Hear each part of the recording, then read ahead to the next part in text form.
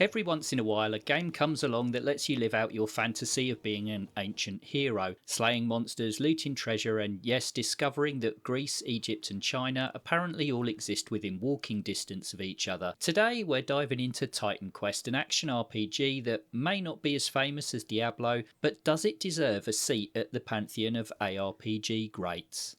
And if you're interested in Titan Quest 2, stick around until the end of the video as I will be giving my honest opinion about how that game is shaping up in early access.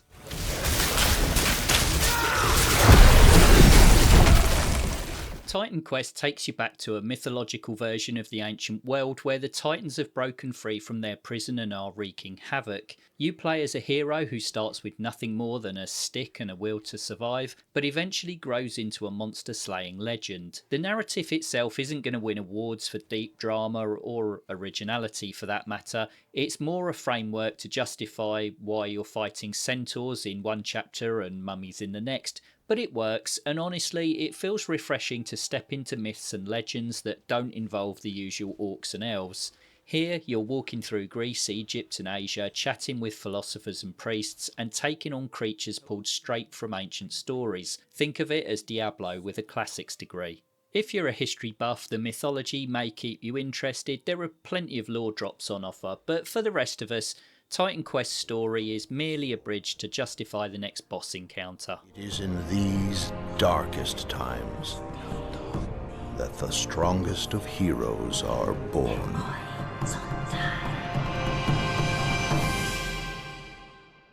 The story may be a thinly veiled disguise, but gameplay is where Titan Quest truly shines. It takes the tried and true hack and slash ARPG formula and spices it up with its class system. Instead of picking one class, you combine two mastery trees, creating hybrid builds like a storm casting warrior or a pet summoning rogue. This adds tons of depth and keeps combat fresh. Thinking up devastating combinations of classes is half the fun in Titan Quest. New abilities can be added to your masteries by levelling up your character and spending your skill points. You can add points into the mastery itself, opening up new abilities and spells, or you can choose to up the levels of the individual traits, adding to their power. There's plenty of variety in the spells and abilities, nowhere near the overwhelming amount in Path of Exile 2, but a good spread to play with nonetheless. Once you level up, you also get points to pump into your character attributes, strength, intelligence, dexterity, etc, etc. A lot of the game's weapons scale with certain attributes, so it's well worth deciding how you enjoy playing early on, as level increases don't come around that often.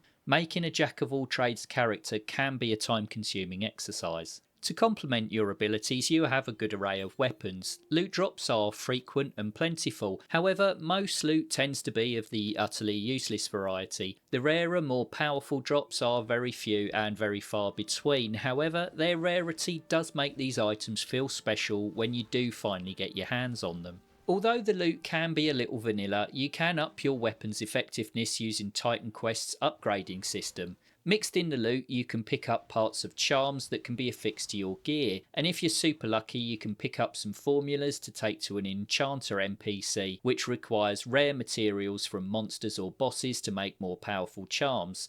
It's a decent system and gives you lots of different modifiers for your weapons, adding elemental damage or just raw power if that's more up your street. Of course, weapons are no good without some poor sucker to use them on, and Titan Quest doesn't disappoint. Enemies are a varied bunch and present a decent challenge as you progress. The difficulty curve is pretty forgiving. There are odd spikes here and there, but nothing to make you hurl your mouse across the room. Bosses do betray the game's age though. They are not very imaginative and not overly thrilling to fight. Some can feel like damage sponges. They're not awful, but in comparison to some newer games in the genre, they are left wanting. The pacing of combat is more on the gentle side for this type of game. If you're the type of person who enjoys watching numbers fly off monsters as your damage scales into the stratosphere, Titan Quest can deliver that satisfying feedback loop. It's just not as fast paced or visceral as its modern peers, but it's got a certain deliberate rhythm to it, like sipping a strong coffee instead of downing an energy drink. You're still getting the buzz, just at a more measured pace.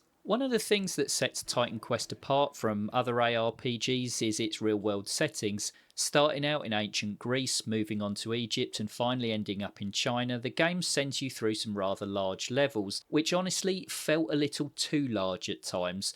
I felt like the acts were outstaying their welcome, and sometimes the cave and tomb like dungeons that you come across now and then were a welcome break. However, these mini dungeons were all a bit samey, but at least they are compact enough to hold your attention for a short while. Although the level design is by no means dire, it didn't grab me by the throat either, and serves as a reminder that in some respects games have come a long way since 2006. One of the things in Titan Quest's favour, however, is the fact that it can be played completely offline. A lot of ARPGs these days require a constant and steady internet connection and can be plagued with slow connection speeds and frequent dropouts, but no such problems here. Well, not ones that are caused by a server anyway. Sadly, Titan Quest does have a few performance issues, which I'll talk about more in the graphics and performance section. Gameplay in Titan Quest is generally rewarding where it matters. Combat is deliberate and mostly fun. There's a ton of choice in your builds and some handy settings in this Anniversary Edition to speed up gameplay if you find the pace a little too pedestrian. It does make a few missteps with some drawn out level design and uninspiring bosses which drag the score down a bit. Gameplay gets 21 out of 25. Who is man to stay the hand of those the gods can't better? And a hero yet takes the bet to break the evil's fetter. This 2016 Anniversary Edition of Titan Quest sees the game get a bit of a makeover since its 2006 release. There's some upgraded resolutions to keep pace with modern monitors, the textures have seen a bit of spit and polish, and overall the game has been given a significant tidying up. It stops short of a full remaster, but it's not a million miles off. Early on, your surroundings are dusty desertscapes, sweeping cornfields and traditional dwellings that look like they would cope with the heat of ancient Greece quite well. The transition to the Chinese-themed levels see a more vibrant take on things. Everything is nicely detailed, atmospheric and looks sharp. Titan Quest settings have aged well. Characters look okay, with the main character being the standout. All the different armours and weapons look neat on your pint-sized on-screen protagonist. Enemies are many and varied and are nicely detailed. Sadly, animations let the side down a bit, with some stiff movements giving the game's age away. I did encounter a few performance issues, with frame rates momentarily dipping in certain spots and some uneven frame pacing. I also had several complete crashes, which is a shame. The visuals are nice in Titan Quest. They aren't going to make you pause to bask in their beauty, but they also look better than their 2006 foundations suggest. Graphics gets 21 out of 25. I sell to the wise and powerful. Are you sure you should be shopping here? The sound design is, well, a bit of a mixed bag. On one hand, the music does a fantastic job of setting the atmosphere. It blends cultural influences with sweeping melodies that make you feel like you're really on an epic quest through ancient lands. On the other hand, the voice acting is hit or miss. Some NPCs deliver lines with gravitas, while others sound like they're bored to tears and going through the motions. Combat effects are serviceable, but not exactly punchy by modern standards. You'll hear plenty of sword clashes and monster growls, but don't expect them to rattle your speakers. Still, the soundtrack alone gives Titan Quest a strong sense of place, and that's something some ARPGs struggle with. Audio scores 22 out of 25. If you're going out there, don't go unprepared. It is not safe. Buy what you need here.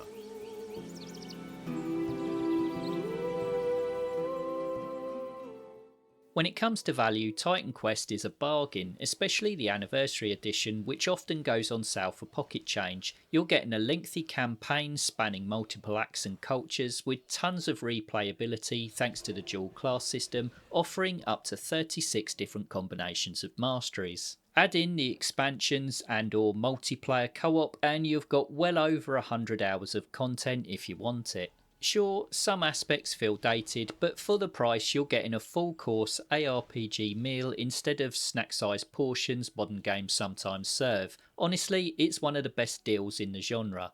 Value scores 24 out of 25. If you wish to see a Telkeen, you'd better find him before I do. For I will have my revenge.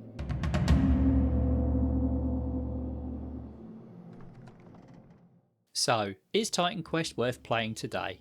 Absolutely. It may not have the polish of newer ARPGs, but its unique setting, satisfying class system and sheer amount of content makes it timeless. If you're looking for a trip through mythology where you can crush satyrs, loot legendary relics and carve your name into ancient history, this game still holds up. Titan Quest is like a slightly eccentric history professor.